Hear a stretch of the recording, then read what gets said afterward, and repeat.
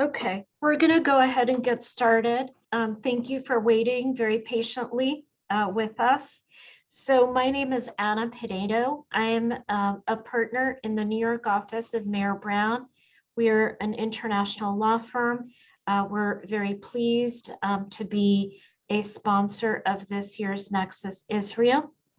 And I am delighted to be moderating this panel on working across borders, Israel and the Middle East. So, and delighted to have so many participants join us. I know that my panelists share my view that we would like for this to be an interactive discussion. So you should feel free to unmute yourself as we're going through today's questions and answers, and I invite you to participate in the discussion, or you should feel free to type in questions in the question box or in the chat box, and I will pose those at an appropriate point in the discussion. So we'll start off first with some brief introductions of each of our panelists, and I'd like to first invite Ambassador Gal to introduce himself to you, and then we'll just go around. So Ambassador, please. Well, thank you, Anna. My name is Yossi. I'm a Jerusalemite by birth. At present, I'm the Vice President of this prestigious university, Vice President for External Affairs of Hebrew U. I joined Hebrew U 6 years ago after a lifelong career in diplomacy, 20 years in Israel, starting as a cadet, going all the way up to being Director General of the Israeli Foreign Ministry, and 20 years abroad, twice in Washington, and then an ambassadorship in the Netherlands, and an ambassadorship in France and Monaco. I'm very happy and very glad to join you, Anna, in this discussion. Thank you. So maybe we can move to Mr. Bromberg, to Gideon. Thank you, Anna. A real delight to be part of the panel as well. So my name is Gideon Bromberg. I'm the Israeli co-director of quite a unique organization. In fact, it's the only organization that exists in any field that is Israeli, Jordanian, and Palestinian together. I co-founded the organization called EcoPeace Middle East 27 years ago, and I've been the Israeli director ever since. We have an office in Israel, of course, in Tel Aviv that I direct with about 20 Israeli staff. We have another office in Ramallah, where a Palestinian director leads another 20 staff, and another office in Amman with our Jordanian director with an additional 20 staff. And what's unique about us is, as our name suggests, that we're focusing on the environment and peace building and using the environment to advance peace in the Middle East. Thanks, Anna. Thank you. And Asher, it looked like you were maybe at a place where you might be able to introduce yourself and tell our audience a little bit about the Peace Institute. Absolutely. So first of all, thank you so much for having me. And I do apologize. I'm actually en route from Dubai to Tel Aviv as we speak. The Abraham Accords Peace Institute is an American nonprofit, non-political NGO that is dedicated to strengthening and deepening the ties between the countries of the Abraham Accords. We operate in all different arenas, both the economic arena, the cultural arena, tourism, people to people, and also in communicating the win-win benefits and partnerships that are coming out of the Abraham Accords in order to both show the governments that have joined and also to show other governments and other countries and peoples the benefits of joining the widening circle of peace. I'm the director for Israel. We have a team in Washington, D.C. We'll soon have teams in all the countries of the Abraham Accords. And essentially, since the announcement of the Abraham Accords in August 2020, I have been very active in building people-to-people relationships, business-to-business relationships, environment-to-environment activism relationships for the last year and a half. Thank you. Well, great. Obviously, the announcement of the Abraham Accords were historic and were greeted by the business community with great excitement But that being said, there's a long history, and there's obviously the regional conflicts, the history poses a number of challenges.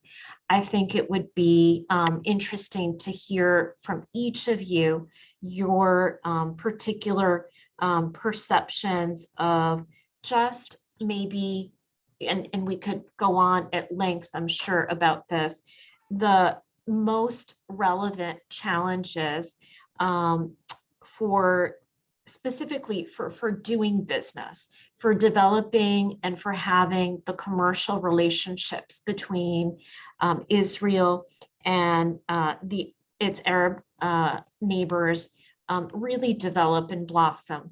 So maybe again, we'll go around. So I'll begin again with the ambassador first. Thank you again, Anna. Basically, I believe that we are witnessing a Middle East that has gone through a very dramatic change this last decade or so. We're talking about a Middle East with new strategic alliances in the open, about a different Middle East, about more and more Arab countries on the side of collaboration, on the side of moderation. I consider myself lucky to have been one of the negotiators of the peace treaty with Jordan and being part of the negotiating team with the Palestinians. And I can compare, when you look at the Middle East today, you see that the Arab world, led by Egypt and Jordan and Saudi Arabia, and of course the countries of the Gulf, you see the United Arab Emirates, and you see Bahrain, but also countries in North Africa, like in Morocco. I mean, and all of this is done in the open. And you realize that the camp of peace, the camp that calls for collaboration, the camp that puts on the table opportunities for business and for other exchanges is great. And there are a lot of reasons, maybe later we can discuss it, but at the same time, I think that we have to be very, very careful and with our eyes open to the extremists that are still trying to dictate their agenda in this part of the world. We're still talking about Daesh and about Hezbollah and about Hamas and about others that still are not to be ignored, and that still pose a danger to, if not taken care of seriously by all of us, they will continue to try and spoil the very positive direction that we have all decided to take. Asher, do you want to comment, or Gideon? Sure, I'd love to jump in and continue what the ambassador was saying. We are in a transformational period between two paradigms. The new paradigm is that warm relations and cooperation with Israel is both good in and of itself and is good for creating the conditions that are necessary for peace. The old paradigm promoted hostility, promoted boycotts, disconnection, incitement. Some of it was motivated by a belief that this is what would lead to peace. Some of it was motivated by anti-Semitism or religious extremism. There is no doubt in my mind that the issue is not a lack of capital or a lack of a business case. There are very, very good economic cases for all kinds of extensive trade and commerce and investment cooperation across the Middle East, and there's capital available for it as well. The real challenges are, as I mentioned, this old paradigm, which essentially creates political issues. Now it's unevenly distributed. That is that there are different leaders, different sections of society, different elites who are at different stages in this transformation. There's also, as the ambassador mentioned, a extremist fringe, in some cases countries like Iran, in some cases religious extremists in each country who are very worried about this transformation and who are acting to undermine it. But I believe that as this new paradigm grows, it takes root. It'll take some time. We see some courageous leaders like President Assisi in Egypt, who is working to warm the peace up between Israel and Egypt, which has existed for decades, but it's been a cold peace. And as this spreads, once the political conditions are in place, the economic case will be there very quickly. And I'll just say one sentence about relations between Israel and the countries of the Abraham Accords. There we see economic relations developing very nicely. There were some misalignments, differing expectations, a lack of awareness on the part of Israelis in certain cases about what their partners in the Gulf or in Morocco were looking for. But as more and more conversations happen, more and more visits happen, that alignment, that understanding is taking shape. And we've already seen remarkable progress in terms of business connections, and we'll see even more remarkable and far-reaching progress in the year to come.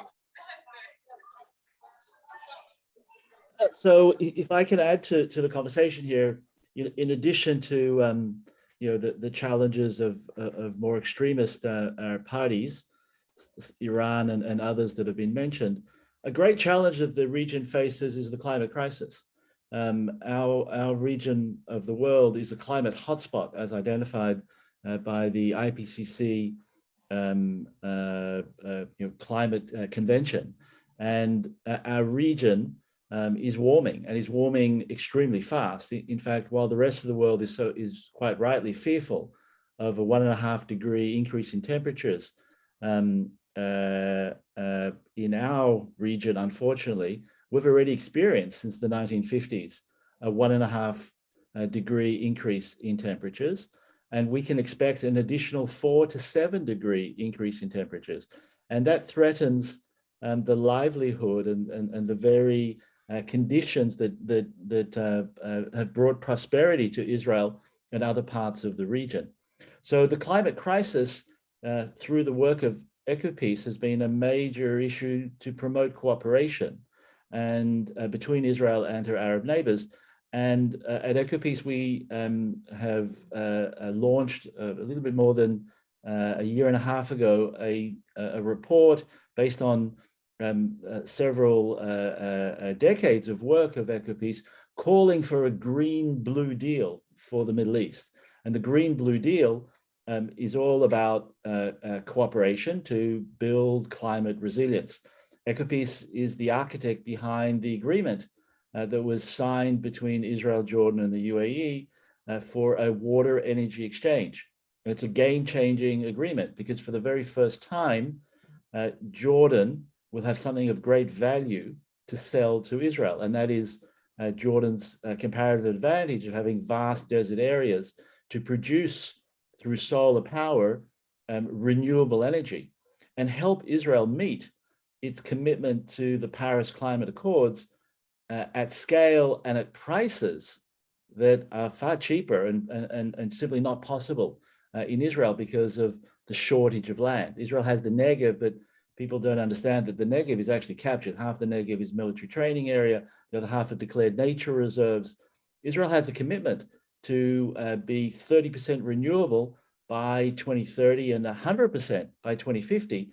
And without working with our neighbors, in this case, Jordan and hopefully others, we're not going to be able to meet that commitment. On the other hand, Israel has the comparative advantage, and in this case, so does Gaza potentially, all the Eastern Mediterranean countries do, to produce desalinated water at scale and at prices that are competitive and necessary to meet the climate challenge, because water insecurity is the biggest impact of the climate crisis on our region.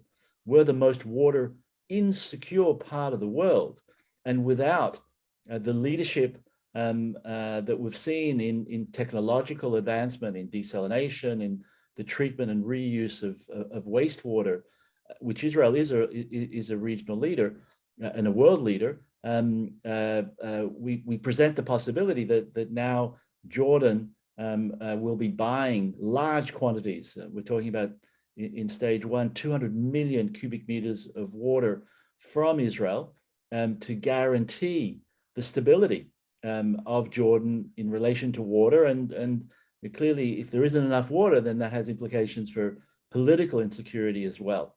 But I also think that we can't ignore the Palestinians. Certainly at Ecopeace, we believe that the Abraham Accords need to help us advance peace between Israelis and Palestinians. It's a critical, I mean, we see it in these very days. We see the objections in the Jordanian street of the signing of the Declaration of Intent between Israel and Jordan on that water energy exchange, to be financed by the UAE, where you had major demonstrations against the signing of the deal, with the public coming out and saying would rather die of thirst than drink water from Israel. I mean, a ridiculous proposition, but it's fueled, unfortunately, by extremist groups, but also by the failure I think we're realistic. We're not seeing a final solution of the Israeli-Palestinian conflict in the short term, but it's very important to continue to bring hope and to advance steps that keep the two-state solution between Israelis and Palestinians alive, in our opinion. So maybe just to change gears a little bit, and we'll come back to this, to these climate issues in a bit, but just to bring the audience into it, we have a couple of questions. So let me pose those, and I'm sure we'll get some more. But a question from our audience. So what behind the scene role is Saudi Arabia currently playing in facilitating or supporting the Abraham Accords? And what will be the tangible indicators that they will take the next steps to join the Accords in full? This is a question for any of you that would like to answer. Well, let me jump at this point and just continue the line of Asher, my colleague. I think that the impact of the Abraham Accords is not to be underestimated. The impact on this region. Let me just give you an example from real life. This is a late evening in Jerusalem, and I spent most of the day here in Jerusalem hosting a huge delegation from one of the leading universities in Morocco. Now, 2 years ago, this was not happening anywhere. And likewise with other universities in Abu Dhabi, in Dubai, in Bahrain. I mean, there's a lot developing, and this will have an impact. As far as Saudi Arabia is concerned, I think that the Saudis themselves are threatened by some extreme forces in that part of the world. And you do see there as well a change of atmosphere. I, as an Israeli, can only hope that that day of Saudi Arabia joining openly all the countries of the Abraham Accord is not really that far away. But I'm quite optimistic, judging on the statements and on the atmosphere coming out of Saudi Arabia. It is very clear that the Abraham Accords have done something tremendous for this region. Listen, in my previous life as the head of the Israeli Foreign Ministry, I traveled in that part of the world. And I was so impressed by everything I saw there in terms of the advancement, in terms of the advanced level of R&D and medical facilities and educational systems and so on and so forth. And now you can see, and the Saudis see this as well, you can see that there's a lot happening in this axis between Israel and the Gulf countries, between Israel and North Africa. I would just add, I hope I'm clear enough, you can hear me well enough. I believe the peace with Saudi Arabia is not going to be like with the UAE, where we went from 0 to 100 or from black to white, no peace to peace. I think it'll be a much more gradual process. We'll see more and more Israelis involved more openly in various projects, whether that is in if Saudi Arabia wins the Expo in 2030, obviously there'll be an Israeli pavilion there, more Israeli involvement more openly with NEOM, the sustainable city, the innovation city being built in Saudi Arabia. there are remarkable processes happening in Saudi Arabia under the leadership of MBS and the 2030 vision. And those processes are going to have an effect on Saudi Arabian economy and society in terms of innovation, in terms of gender equality, and eventually it will enable, in my view, in my optimistic view, Saudi Arabia to embrace its relationship with Israel more and more openly. Certainly an overland trade route based on rail tracks and containers connecting Gulf ports via Saudi Arabia, via Jordan, to Israel, via the Palestinian Authority to Israel would add hundreds of millions to the economies of the region, would decrease unemployment, would be good for everybody. And I think that we will see, just as Saudi Arabia is allowing overflights from Israel to the Gulf, I think we'll begin to see, I'm hopeful, I'm optimistic, we'll begin to see greater overland trade. There's some logistical issues also have to be solved, but that's the easy part. So I think we are optimistic, and I think also the shared threat of Iran and the drones and the Houthis is certainly bringing the countries together. Asher, one correction, the Abraham Accord were not 0 to 100, neither with Morocco nor with the Gulf countries. It was a gradual process as well. And I believe that the same will be happening with Saudi. And I too, I see lots of potential and common interests here for Saudi Arabia, to invest in Israel and to become part of, this effort for the mutual gain of all parties. Saudi Arabia knows, as does the rest of the Gulf, that they're going to have to become more sustainable. They're going to have to find alternative sources of income beyond the fossil fuel economy. And many of those solutions that will become available, or technologies that are already available, will require cooperation, particularly technologies like green hydrogen, that Saudi Arabia, that the Gulf, that Jordan, because of their vast desert areas, could become major producers of green hydrogen that would replace their lost income from exporting fossil fuels.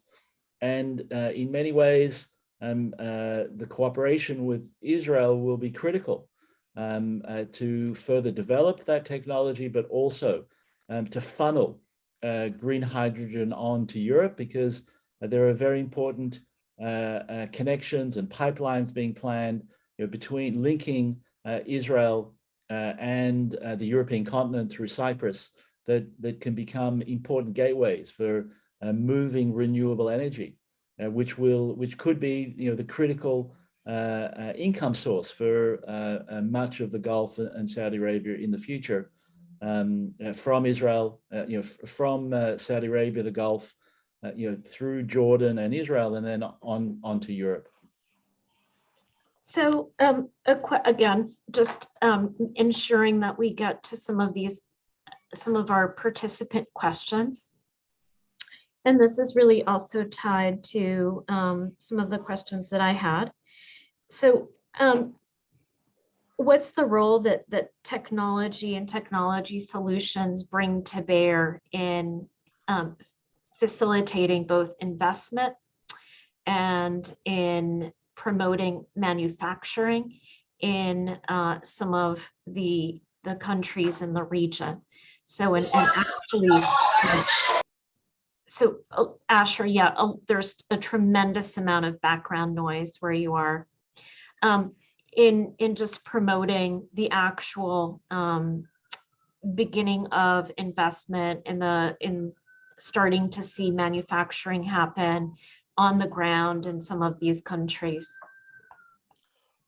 Well, Anna, I believe that innovation and technology have tremendous potential as an element of cooperation between Israel and the countries of the Abraham Accord, provided that some conditions are met. And these conditions are, first of all, partnership and equality and collaboration. And let me elaborate a little bit on that. I mean, the potential is tremendous, and we see this in the academia, and I see this in the exchanges with the universities in those countries. And you see that, and again, in my previous capacity, traveling to these places, I learned to admire the very advanced level of education in those countries and the wish to promote technology and innovation. But this must come from a position of equals. I mean, I think that Asher alluded to that at the very beginning, there was some problems with expectations. This is both sides should have a robust and a good answer to the what's in it for me question. This is one thing. Second is collaboration. The whole world of business, like the world of academia. In the academia today, I mean, academia without collaboration between institutes is not worth much. And today you see collaboration from all over the world. The same, I think, applies to business. And this should be applied here. And third, I attach, maybe because that's my affiliation here as a representative of the university, I attach tremendous importance to education.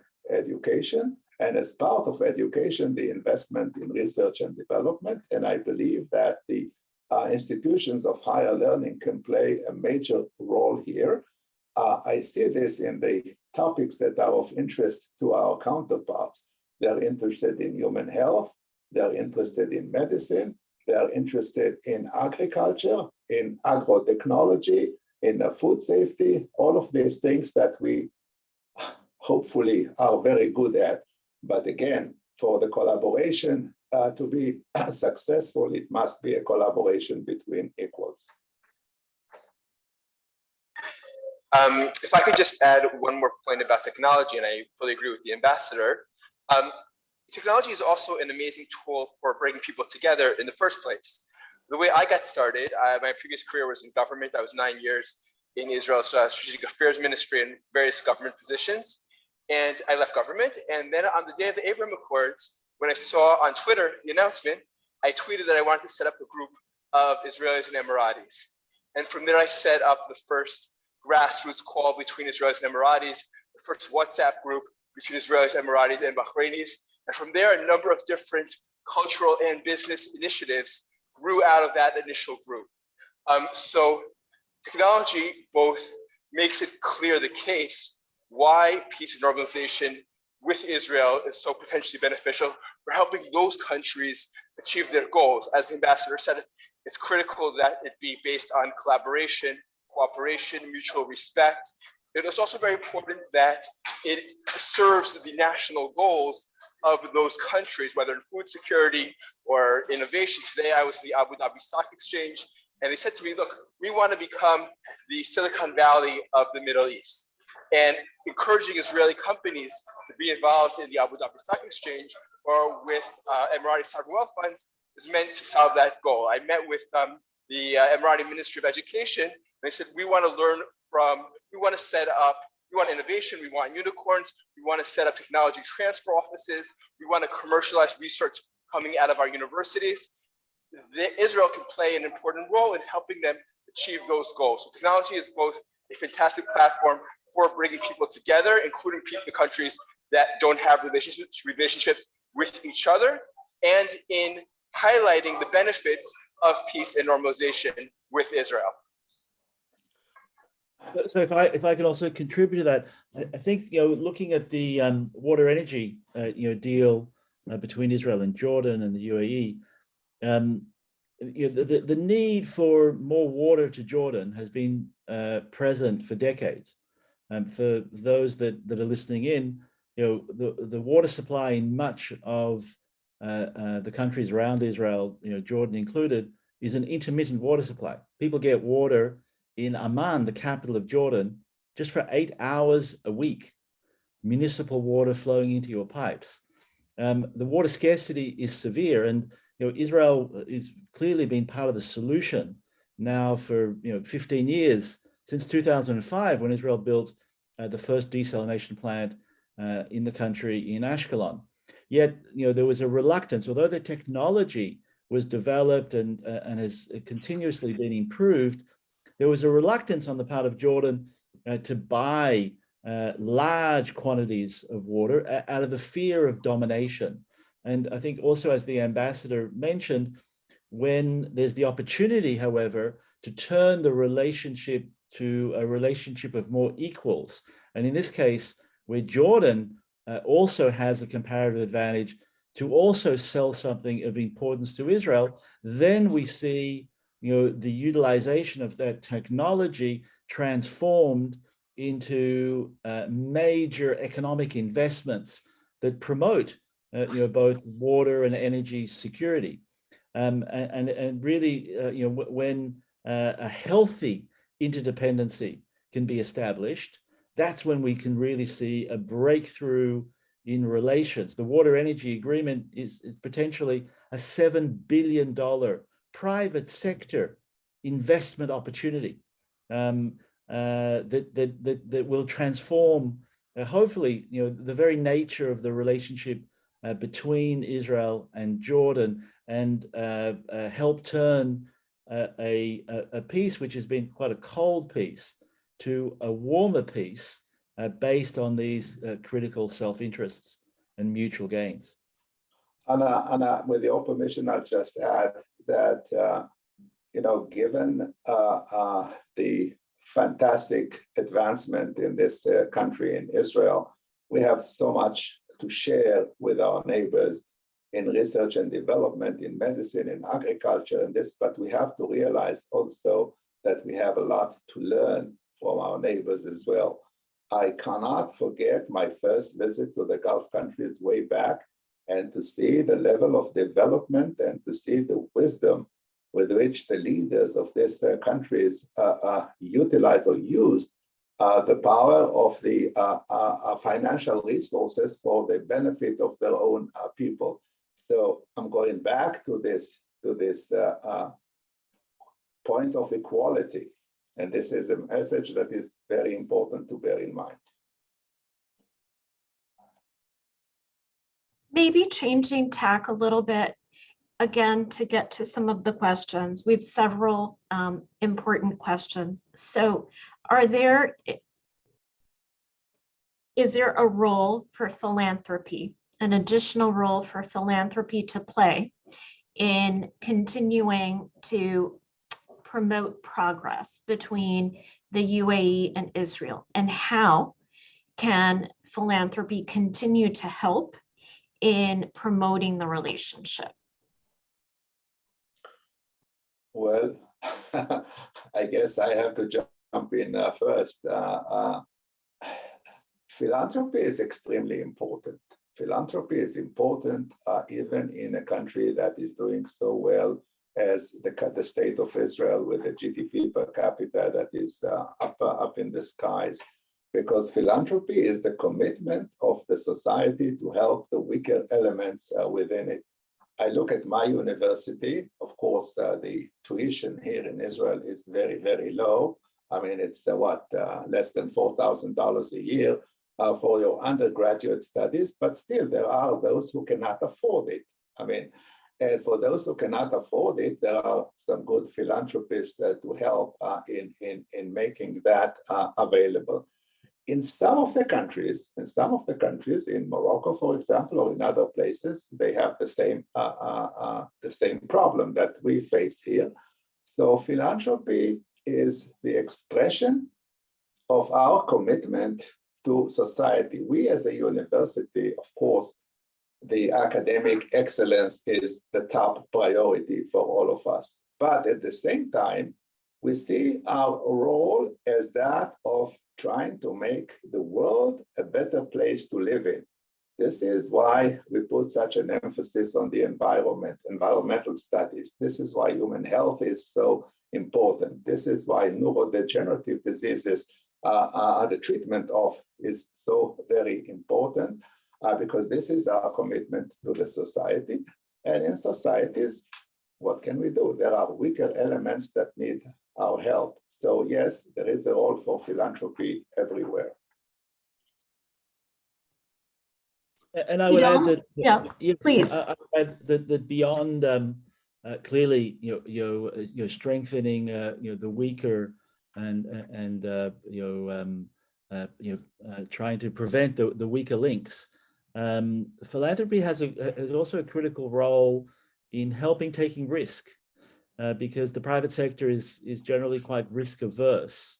Philanthropy can play a critical role in risk taking on measures that can lead to breakthroughs in technology, in promoting scale for different technological innovations, in promoting education that is perhaps more informal, that creates the opportunity for people to people activities, between Israelis, Palestinians, Jordanians, Emiratis, the rest of the Arab world. Now, that type of people to people interaction, which is not tourism, it is exploring each other and getting to know each other for the purpose of advancing peace between our countries. Without philanthropy, these types of activities could not be funded. It's not tourism. It really is an issue of peace building. And from our experience at EcoPeace, again, using the environment, and we're, I guess, like also Usher, a 501c3, completely dependent on philanthropy for many of the breakthrough activities that we've been able to achieve, such as the water energy agreement. So going back, let's bring in and talk a little bit, and maybe I can ask the ambassador to comment on this, maybe about some of the work that is coming specifically out of the Hebrew University to promote the relationships and the cross-border commerce and the partnerships. Could you comment, Ambassador, on some of what you're seeing and some of what the Hebrew University is doing? Well, absolutely. I mean, first of all, I'm extremely proud to represent the 100-years-old university, the founding fathers of which were Albert Einstein and Sigmund Freud and Martin Buber. So science and research and development is our middle name, and this is what the academia is all about. We are a general comprehensive university, which means that almost every discipline you can think of, you can find in the university. And this is extremely important nowadays because science is becoming more and more interdisciplinary. If you want, for example, one of the challenges of today's world is to understand what goes on between our ears, to understand the brain. As life expectancy goes up, all the illnesses that are associated with old age, such as Alzheimer and Parkinson and dementia, deserve a much better look. Now, if you want to understand this, you need experts from so many disciplines. You need experts from medicine and from neurology and from psychology and from philosophy and from computers and from electricity and this electrical engineering and so on and so forth. So as far as this university is concerned, I said that the goal, the target is to make the world a better place to live in. We are very strong on what we call human health. Human health is, of course, computational medicine, which is the new medicine of nowadays, bringing to the table artificial intelligence and big data in the service of medicine. Neurodegenerative diseases, research of cancer, just to mention a few, this is very big. The other thing which is extremely big here are the experimental sciences, which is everything from computers and nanotechnology and quantum physics. This is very, very strong. A third family of topics that we are promoting here is this whole complex of sustainability, which is everything from climate and climate change to smart cities and everything that is in between. And again, we're very lucky to be living in a country that devotes such a tremendous percentage of its GDP to research and development. And we are even luckier that our university, which is the first university in Israel, and with a fantastic international ranking, is contributing so much to this research and development. I'll just add with one short note. In all of my contacts this last year and over a year with the Abraham Accord countries, with universities in Bahrain, in Abu Dhabi, in Dubai, in Sharjah, in Morocco, they are mostly interested in these areas that I mentioned: agriculture or agro technology, because again, we have the only faculty of agriculture, food safety, water, and environment in the country. And there's a lot of research that is of interest there to our neighbors. Likewise, medicine is very, very high on the agenda. And high tech, of course, everybody is fascinated by the example of Mobileye that came out of Hebrew University. Yes, absolutely. I know Mobileye well, having helped them with their IPO and with their sale to Intel, and watching with great anticipation their newest. Many more to come. Many more to come. Many more to come. Exactly. Many more to come. So we have in our audience an entrepreneur who says, about to launch a startup focused on advising companies trying to work across borders. Do you have words of advice or wisdom? Any pitfalls to avoid? So I'm very happy to start that. yes, please. So at Ecopeace, we run a program that's trying to attract investors from our various countries to invest together in order to improve the reality on the ground. So we're working. For instance, there's a Hebrew University project that started at the Hebrew University on protein and developing chickpeas that have a much higher level of protein as a replacement for meat, which is a serious issue of concern as far as CO2 emissions, as far as climate issues. And here we're working with the company that is now beyond the Hebrew University. It's now an Israeli startup with this unique patented technology on chickpea production, and we're working with both Palestinian and potentially Jordanian partners. There are real positives to work with the Palestinians and Jordanians on this because of the cheaper labor costs, the ability to produce the chickpeas at scale, and then to grind and manufacture the produce of the grounded chickpea as a protein source for food. Now, some of the lessons that we see from our different endeavors in promoting this type of cooperation is the need to bring financial resources from both sides.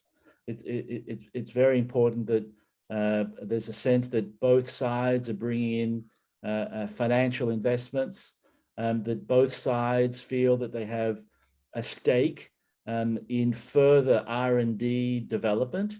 They don't want to become dependent on one side for the R&D. They want to be involved in that R&D development so that they're also investing in the future developments, in this case, of protein. it's very important that there is an added benefit from the partnership, that there's a very clear role and a distinct benefit that each side contributes to make the investment and the business case successful, so that the parties are or become dependent on each other for the success of the business and investment opportunity. In our sense, in our experience, these are critical issues that need to be discussed and resolved and really well understood, so that the business relationships can be successful. Well, my advice to the entrepreneur, not knowing what exactly is his field, is that do come with an open mind and be aware of the cultural differences between, people from the outside and the Israelis and the Arabs in this part of the world. There are plenty of organizations here in the country. I can think of my own university with the technology transfer company, but that relates only to technologies or intellectual property that comes out of the university. But likewise, there are hundreds of organizations that will be very happy to help you. But again, come with an open mind and beware of the differences. We Israelis tend to be sometimes too talkative, too open, too pushy, to what have you. Do not interpret that as lack of good manners. This is the way we are. And I'm sure that as a good business person, entrepreneur, you will find out what your chances are. The fact is, I look at this country and I look at the gradual development of the GDP per capita of this country, which is crazy, which is fantastic. And this is mostly because of the high tech. And this is mostly because of the contribution of high technology. And this is why a university like ours really puts alongside with human health as the number 2 top priority, the high tech. And I mentioned everything from nanotechnology and materials and quantum physics and computers and what have you. So now that we're approaching the end of our time together, I want to ask each of you to make some predictions. If we were to do this session in, let's say, 3 years from now, what do you think we would be talking about? How do you think this cooperation will have developed? What do you foresee as the areas that will have had the most success? What do you, what is in your crystal ball? Well, in my personal crystal ball, there are lots of hopes. Again, maybe because of my past as a negotiator of peace with the Palestinians and with the Jordanians. And because as an Israeli, I realized what the peace with Egypt and the peace with Jordan had done to this country. So I think Gideon mentioned it earlier. There are still a lot of questions to be resolved here that will not be pushed aside. But generally, if I look at the trend, I mean, where we were some 10, 15, 20 years ago and where we are today in this part of the world, I am relatively very optimistic because it is contagious. I mean, people can see what this peace is making to their countries. We can see, people here in Israel and in the countries around us can see that this extremism and the ideologies of certain elements in this part of the world is a thing of the past and not of the future. The future is about education. The future is about collaboration. The future is about joining hands so that the environment around us is still friendly to all of us. So Anna, if 3 years from now we meet again, I am certain that we will be talking a much higher GDP per capita here in this country. We're talking about substantive projects of cooperation between Israel and its Arab neighbors. And hopefully we will be talking about new additions to this club of the Abraham Accord. So I very much agree with the words of the ambassador.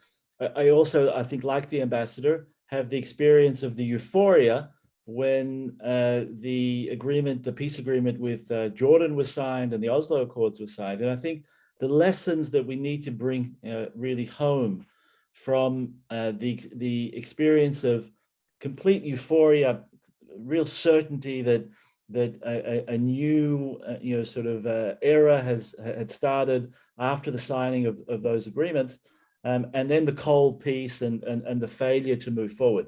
I think the lesson that we need to bring home is that we can't take these agreements for granted. It's like a marriage. It's a constant daily investment, and I would say to you, it's an investment that is not, that can't just remain in one sector. It can't just be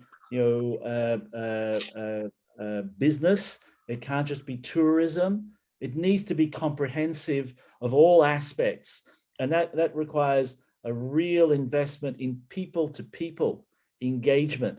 That's really what has been lacking in the Israel-Egypt, which is a much older agreement, and Israel-Jordan peace treaty. The people-to-people engagement is not there, and the level of investment that's now needed to make sure that the people-to-people engagement becomes the foundation of all of the peace efforts in our region will be critical to the success of these accords, of this era. And given that, I do believe if we do make those investments, I do totally agree with the ambassador that I see a very prosperous period ahead that can help us meet the challenges, because the challenges remain enormous. The elements that want to defeat a peaceful future for this region, and of course the climate crisis, which would make this region unlivable. These are two critical issues that if we continue in this way and build on the euphoria, I do believe that we can see a much more stable, secure, and prosperous Middle East for all of its residents. Well, thank you both. And I'm sorry that Asher is not here, so we can thank him as well for his contributions. We appreciate them, and we appreciate the role that the Abraham Accords Peace Institute is playing. We thank all of our participants for joining us today, for your wonderful questions. We want to remind our participants that the programming on the main stage reopens or resumes just very promptly at 1. So you've got 2 minutes to just take a quick break. Thank you very much, Ambassador Gal. Thank you very much, Gideon, for joining us. You communicated very clearly your enthusiasm and your belief in the progress that can and that should be made. So we appreciate that. We look forward to that. We look forward to contributing to that. And on behalf of Mayor Brown, very pleased to have participated in today's session and to support the Hebrew University and Nexus Israel. So thank you very much. Thank you, Anna. Thank you, Gideon. Thank you, everybody. Good night from Jerusalem. Good night. Have a good evening. Night.